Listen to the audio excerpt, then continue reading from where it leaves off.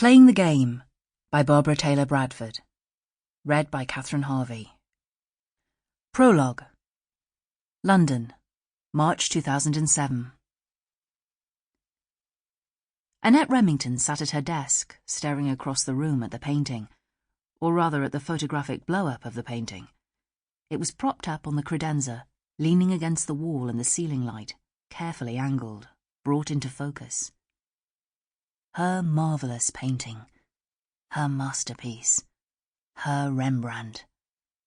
Well, not exactly hers anymore, for it now belonged to someone else, the anonymous buyer who had bid for it over the phone, won it for the staggering price of £20 million, the highest price ever paid for a work by the famous Dutch artist.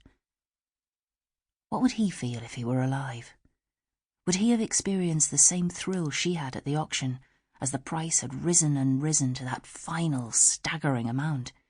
Rembrandt had become something of a recluse after finishing the painting in 1657, yet it had been in this period that he had created some of his greatest masterpieces. He had been unfashionable then. She smiled inwardly. He was hardly unfashionable now. It was gone, hanging on somebody else's wall, and all she had was the photographic blow-up. Anyway, it had never actually been hers. She had merely been custodian of it for a while. On the other hand, she had brought it back to life by having it cleaned and restored, and by singing about it, singing its praises to the world. That's what she thought she had done anyway. Others said rather mean-spiritedly that she had hyped it to death. Annette laughed out loud at the thought. No, not death. She had given it a new life. The Rembrandt had not been seen in public for over 50 years, hidden away in the dusty art collection of a man who perhaps no longer appreciated it.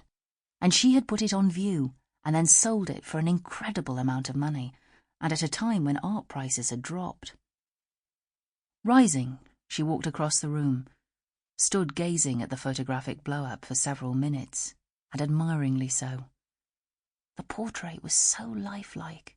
Annette felt that if she reached out to touch the woman's hand, her fingers would alight not on canvas, but on real flesh. That was part of Rembrandt's genius. Back at her desk, Annette remembered what her sister had said the other day. Laurie called the Rembrandt the painting that had changed her life, and there was a certain truth in this statement, in that she had suddenly become the new star in the art world, at least for the moment. There had been so much publicity about her auction of the Rembrandt, it had been extraordinary. Even her husband Marius had been taken aback at the fuss, the attention given to her. He, a seasoned hand in the business, regarded as one of the great art experts and dealers, had been startled by the acclaim she had received.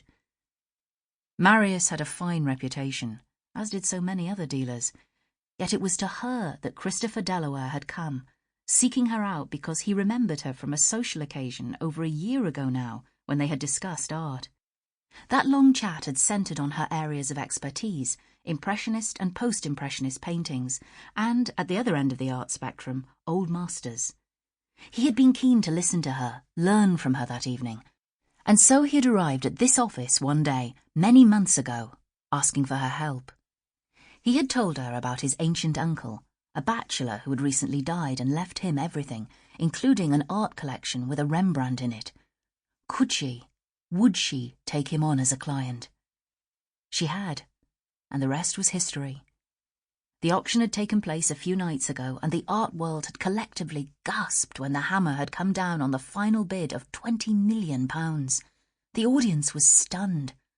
So was she. Her sister had a favourite saying, which was, "God protects you."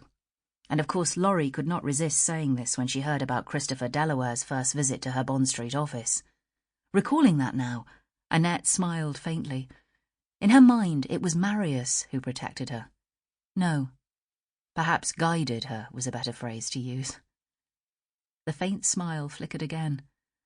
There were those who might say he controlled her, because that was what they believed. Annette opened the folder on her desk and looked at the seating plans for the party tonight. It was her husband's 60th birthday, and she had been planning the event for months. It had taken her weeks to seat their guests appropriately, with those she thought they would want to be with, and at the right table. Sample complete. Ready to continue?